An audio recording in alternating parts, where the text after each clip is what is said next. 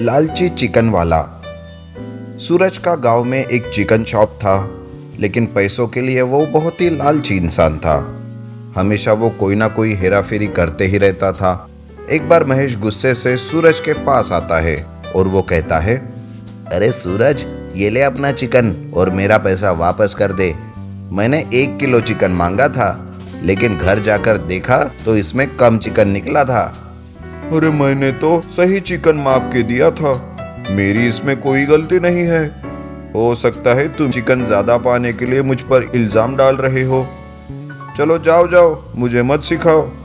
ऐसा कहकर सूरज महेश को भगा देता है, लेकिन महेश अब सूरज की ये बात सारे गांव में फैला देता है, जिस वजह से धीरे धीरे लोग भी सूरज के पास जाना बंद कर रहे थे। सूरज को कुछ समझ नहीं आ रहा था कि अब व्यापार कैसे करे। तब एक दिन वो सोचता है, अरे इस महेश ने तो बड़ी ही गड़बड़ कर दी है। मुझे अब कुछ करना होगा ताकि लोग खुद ब खुद मेरे पास आने लगे।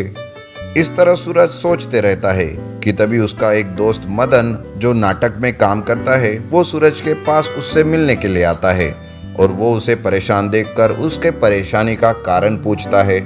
सब जानकर सूरज को एक आइडिया आता है और वो कहता है, अरे यार, अब तू ही मुझे मेरे परेशानी से बाहर निकाल सकता है।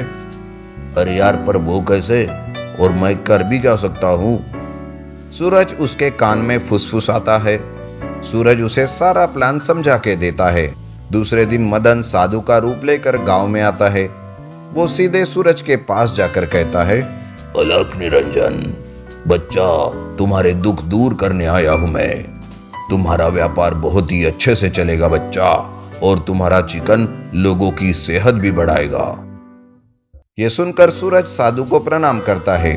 तब साधु जादू से एक विशाल चिकन प्रकट करता है, जो कि पहले ही दुकान के पीछे उसने चुपके से बांध के रखा था। वहां खड़े लोग साधु बाबा का ये चमत्कार देखकर बहुत ही चकित हो जाते हैं। थोड़ी देर में साधु बाबा वहां से चले जाते हैं। तब सूरज लोगों को आवाज देने लगता है, अरे आओ आओ, साधु बाबा का चमत्कारी चिकन खाओ और अपनी सेहत बनाओ। इस तरह सूरज लोगों को आवाज देने लगता है। लोग भी उस विशाल चिकन को देखकर वहां आने लगते हैं, लेकिन लोगों को पता ही नहीं रहता कि ये तो सूरज का ही प्लान है। लोग भी विशाल चिकन लेने लगते हैं और सूरज का बिजनेस फिर से चलने लगता है। तब महेश सोचता है, अरे इस सूरज के पास ये विशाल चिकन आखिर आया कहाँ से? इतना कंजूस हेरा फेरी करने वाला सूरज विशाल चिकन इतने कम दामों में आखिर कैसे बेच रहा है? और वो साधु बाबा कौन थे जिसने सूरज पर इतनी कृपा की? ये सोचकर महेश सूरज पर नजर रखने लगता है। वो साधु बाबा अब रोज सवेरे सूरज के दुकान में आता था। उसे विशाल चिकन देकर वो वहां से चला जाता था, जिस वजह से लोगों को कोई शक भी नहीं रहता था। लेकिन महेश था कि सूरज पर वो नजर रखने लगता है। एक दिन साधु बाबा और सूरज दुकान के पीछे जाकर चिकन को पंप से हवा भरते हुए देख लेता है। अच्छा, तो ये सब चालाकी की है सूरज ने। पहले यहाँ चुपके से चिकन में हवा भरना और जादू से विशाल चिकन प्रकट करना, ये तो साफ साफ लोगों को फंसा रहा है। इस तरह महेश सूरज का भांडा फोड़ना चाहता था। उसी वक्त महेश सूरज और साधु बाबा को चिकन में हवा भरते हुए उनका वीडियो मोबाइल में निकालता है और सारे लोगों को व्हाट्सएप करता है। सूरज दुकान खोलकर लोगों को विशाल चिकन खरीदने के लिए आवाज देने लगता है। तब गांव के सारे लोग धीरे धीरे वहां इकट्ठा होते हैं। महेश उस साधु बाबा को पकड़ लेता है और उसकी दाढ़ी मूछ निकालकर उसका भेद सारे गांव वालों के सामने खोल देता है। ये देख गांव वाले सूरज को और उसके दोस्त मदन को खूब पीटते हैं और उन्हें गांव से बाहर निकाल देते हैं। लोग पता नहीं लालच में आकर कैसे कैसे प्लान बनाते हैं पैसे कमाने के लिए, लेकिन आखिर में लालच तो बुरी ही बला है। जायंट गोट मड हाउस। सवेरे सवेरे बिरजू बिना खाने का डब्बा लिए खेत में जाता है। उस डब्बे को देखकर घर में उसकी बीवी सुमन बहुत ही परेशान हो जाती है। आज फिर से भूल गए खाने का डब्बा ले जाना, पर ये भी क्या करे, परेशानी ही ऐसी होती है कि वो सब भूल जाते हैं। पता नहीं कब हमारे परेशानी के दिन गुजरेंगे। सुमन ऐसे कहकर परेशान होने लगती है कि तब उसकी बेटी मीनू आकर कहती है, माँ, आप आप परेशान मत हो, मैं ये खाने का डब्बा लेकर जाती हूँ खेत में। मीनू खाने का डब्बा लेकर खेत की तरफ जाती है। उसे बीच रास्ते में एक बेचारी बकरी दिखाई देती है। उसे देखकर मीनू को बकरी की बहुत दया आती है। वो उसके पास जाकर उसे सहलाने लगती है और कहती है, अरे क्या हुआ तुम्हें? तुम ऐसे क्यों हो? लगता है तुम्हें भूख लगी है, तुम खाना खाओगी? मीनू उस बकरी को अपने पिताजी का खाने का डब्बा खाने के लिए देती है। वो बकरी सच में बहुत दिनों से भूखी थी, इसीलिए जल्दी जल्दी से सारा खाना खत्म कर देती है। तब मीनू कहती है, अरे बाप रे, तुम कितने दिनों से भूखी थी बकरी? खाना खा के अब अच्छा लग रहा है ना? पर अब मेरे पिताजी को खाने में कुछ नहीं रहा, मैं क्या करूं? मीनू खाली डब्बा लेकर खेत जाती है। वो बकरी भी उसके पीछे पीछे चलने लगती है। तब मीनू कहती है, अरे बकरी, अब मेरे पास खाने के लिए कुछ नहीं है, तुम जाओ ना यहाँ से, मेरे पीछे पीछे क्यों आ रही हो? जाओ यहाँ से, चलो भागो।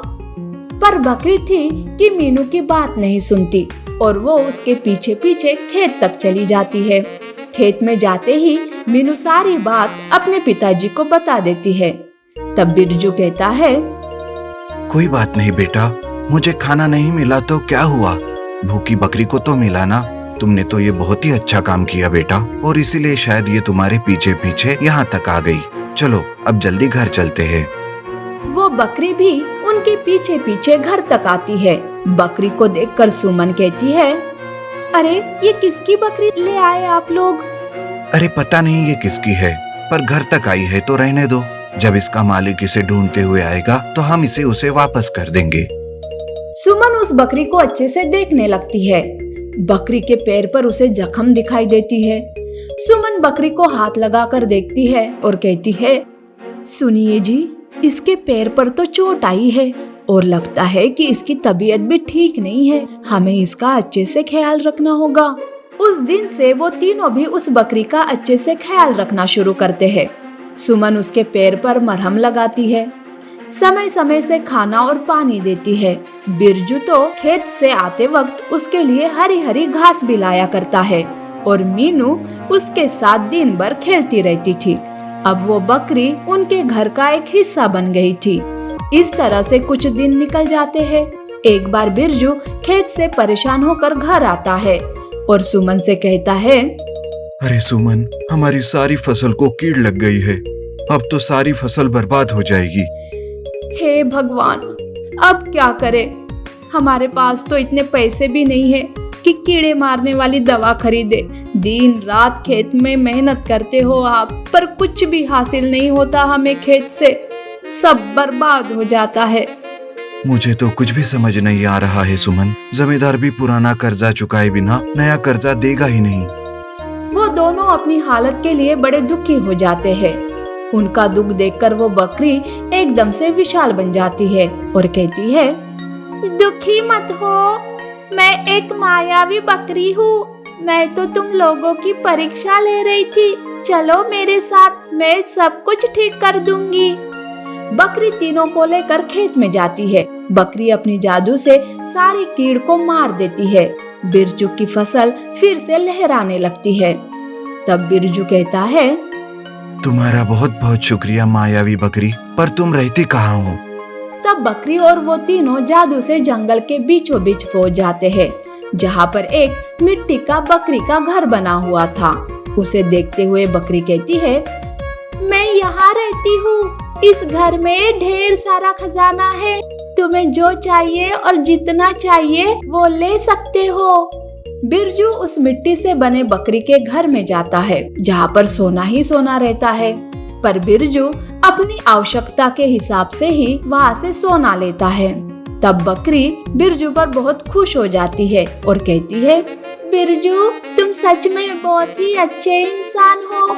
आप खुद परेशानी में होकर भी मेरी दिन रात सेवा की और अब बिना लालच किए अपनी आवश्यकता के अनुसार ही सोना लिया।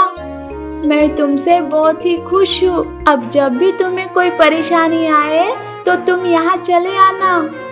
बिरजू घर आते ही जमींदार का सारा कर्जा उतार देता है। उस दिन के बाद से फसल भी अच्छी आने लगती है। उनकी सारी परेशानियां दूर हो जाती है। अब वो तीनों खुशी खुशी रहकर गरीब लोगों की भी मदद करने लगते हैं। नीति: हमें हमेशा प्राणी मात्रा पर दया करनी चाहिए और हमें ज्यादा की लालच नहीं करनी चाहिए।